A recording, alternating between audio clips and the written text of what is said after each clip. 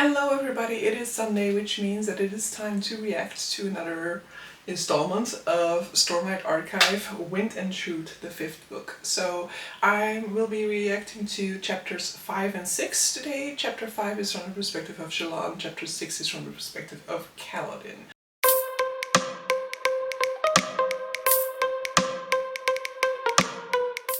So, what did we find out during these chapters? So, chapter 5 is from the perspective of Shallan and basically sees her reconnecting with her art a little bit while Adolin and her sort of like, what are they called? Like the people that hang around with Radiance, the people that have the sort of like investments through the Radiance. Forgot their names. So they are all hanging out in the courtyard, kind of waiting for Honorspren to come forward and volunteer to be bonded to humans. And it is implicated that they are a little bit unhappy with the results, that they are a little bit disappointed with how little Honorspren come forward, because there are only like 12 of them. But then while Shallan is kind of drawing her art, another one, Novum I think his name is, who we apparently previously met but I've forgotten all about this character, he comes forward and he kind of discusses his hesitations with Shallan, and Shallan kind of tells him to kind of go with his gut and to you know, like if he's hesitating not to just to jump into it. But it seems that some Radiants are going to stay behind to try and figure out if they can convince more Spren. And so I'm assuming that at some point throughout the book there's going to be a little bit more of a massive movement of Spren in support of bonding Radiants, as, you know, maybe the situation gets more dire. Within this chapter we then also have the Herald Kalek come up to Shallan, and he notices something about her art, because she has been drawing art all of her life, but a lot of times like strange elements enter into her art. We are like immediately exposed to this within the Way of Kings, in which she is drawing pattern into a lot of her art, and so whenever she's drawing, this weird pattern starts to appear. And Kalek actually gives this sort of like theory about what might be happening there. So he's thinking that because she has two bonds, which apparently used to be forbidden, she is kind of touching the spiritual realm, and the spiritual realm is giving her glimpses of what is to come, and that is what is making its way into her art. And so at this moment in time, what is making its way into her art is the image of this unmade that they are going to be looking for. So this is another, what is interesting about this chapter is that sort of confession of Kalek, is that mention of Kalek of the fact that double bonding used to be forbidden, because as I've said in my discussion of previous chapters, we don't really know what it means that she has two bonds, and we don't really know what that implies, what might be the consequences of that, and that is my reason why I think Shallan would be the best champion. And I think that this is kind of reinforced here, this idea of Shallan potentially having like unique access to powers, and the fact that it used to be forbidden can of course spell bad things, but maybe it is also a good thing. Maybe it was just sort of like a conservative choice not to have two bonds, because of, you know, things being less clear and maybe like boundaries blurring and stuff like that, but that could totally work in our advantage. So I don't really have too much to say about that chapter, and I think that that's going to be the conclusion for both of these chapters, because the next chapter is from the perspective of Kaladin, and in Kaladin's perspective we like jump back into where we had left off before, and so he's now in the room with Dalinar to discuss his assignments, but Sets is also in the room. He's kind of like sulking in the corner just with his eyes closed, and I love Sets. I'm so happy that we're gonna get more Sets, but Kaladin is a little bit more wary of the idea of having to travel to Shinovar with Sets as his companion, and so Dalinar kind of takes Cal out of the room to be able to discuss this without having Sets right in front of them, because indeed, like, why are we discussing this in front of this guy? And so then Cal and Dalinar kind of have this little trip in which they go to the top of a mountain in order to have more freedom to discuss things about the upcoming trip. And so Dalinar is informed of all the things that Kaladin found out in the previous chapters, and we now know why Dalinar wants Cal to go to Shinovar. So basically Dalinar rightly is worried about the fact that Shinovar has been so quiet throughout this entire conflict, but he also worries that Ishar, the herald that Cal is supposed to go and heal over there, he worries that Ishar is basically going to try and become his own sort of champion, that he is seeing himself as being the ideal candidate and that he is gathering forces and strength to do so, and so he's basically sending Cal to Shinovar to kind of just like mess up whatever Ishar is planning and to make sure that Ishar doesn't start to get involved in this contest of champions. And so at that point in time, Cal is also offered an opportunity, and this is what I will be talking about the most, I think, for this chapter, is Dalinar's offer of kingdom. So he offers Kaladin the opportunity to be his heir to Outtro. So Alethkar already has the heir, which is Jasnah, but Jasnah has apparently refused the heirdom of Outtro, saying that she wants to focus only on Alethkar. And then both of his sons don't want to be king, and then Kaladin is now the next one up. We did already see from the perspective of Shallan that Shallan does not want the throne either, so that since Adolin refused it, that she will also be refusing it, even though she is now a direct line to the throne, because she has taken the Kholin name, which I'm never really a fan of that. I don't know, like, that could just be...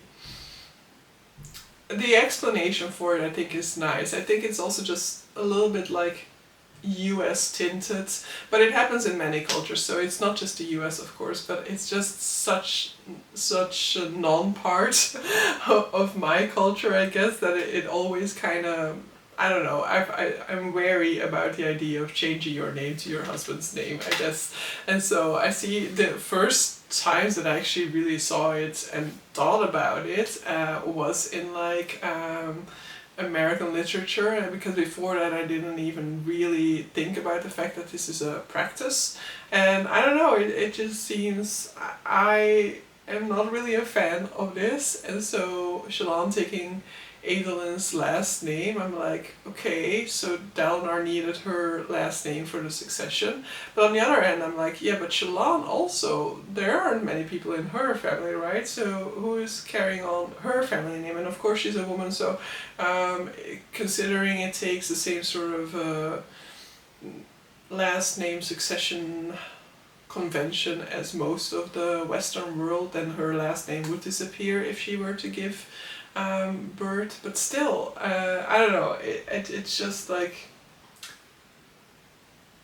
I have some issues with this personally, and I understand that there is something to be said for it, but why is it always the woman? You know, like, that's my main issue with it. It's like, I understand the beauty of saying like, but it makes for one family, and you know, in the case of Shallan, she was kind of saying like, okay, I am happy to have had parents who actually want me, name me this time, and so like in the individual case, yes, but we never get instances of men taking the woman's name, or I've never read any. Tell me if you've read any, because I would like to read them. But so yeah, this moment just made me think like, oh no, not another one of those name-changing moments, like why?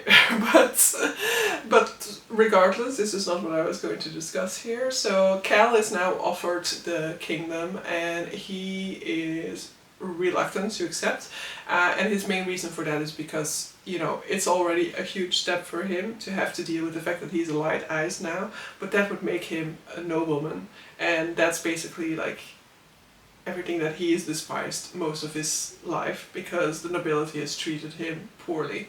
And I think that reaction, first of all, is very understandable, and if that reaction is the only reason why he doesn't want to take it, then I do think indeed that he should accept it, that, you know, he is right for the role, and that Dalinar is correct in kind of telling him that he kind of needs to push through that he needs to let go of some of these emotions to be able to move past them.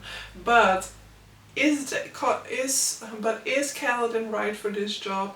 I love Kaladin, and I do agree with the sentiment that when it comes to positions of powers, reluctance is a good sign. Reluctance to take on the responsibility over this entire kingdom is a good sign.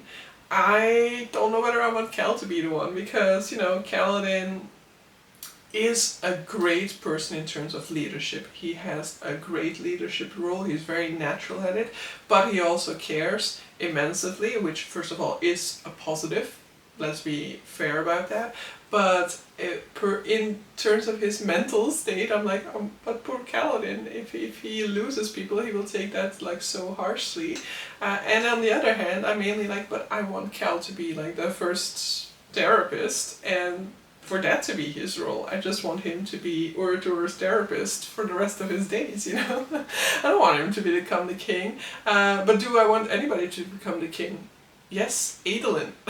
So I basically want Adolin to have a little bit of a change of heart, because I'm not entirely sure why Adolin doesn't want it. And to be fair, Dalinar also does mention that he will still work on Adolin a little bit, because he feels like it is sort of like the clash between Dalinar and Adolin that is kind of standing in the way of Adolin accepting this. And so I think that we'll probably see it go to Adolin still, but I'm not entirely sure that I would want Cal to do it. And I feel like it's a little bit of a dirty trick for Dalinar to mention who it will go to next in case Kaladin were to refuse, because I feel like Kaladin is somewhat close to the person that I am.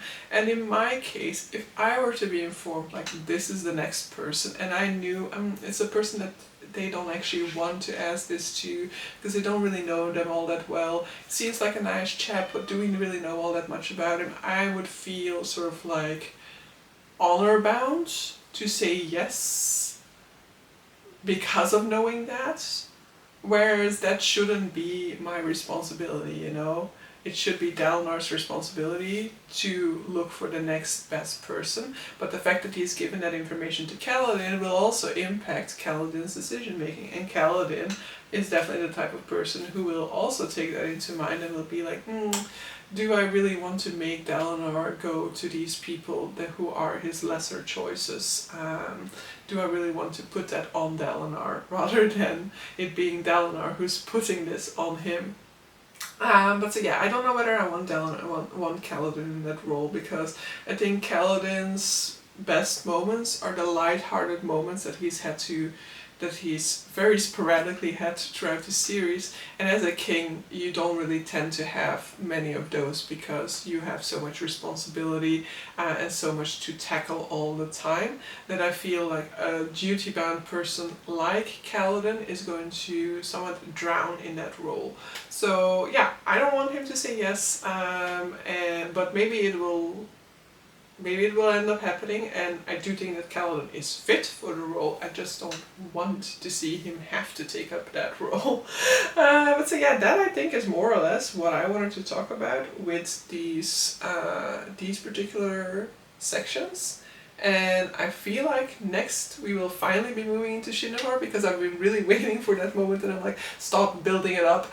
I want to see what Shinohar is like. I've always from the first book found it to be a really interesting section of the land, mainly because it was always sold to us as like a region where people didn't really know too much about it, or like people who aren't from Shinohar tend to steer clear of it or like look down upon it but don't really know much about it. So it's always had that little bit of a mystery that I've been wanting to kind of tackle and look underneath the surface of. But so yeah, that's going to be my discussion of chapters 5 and 6.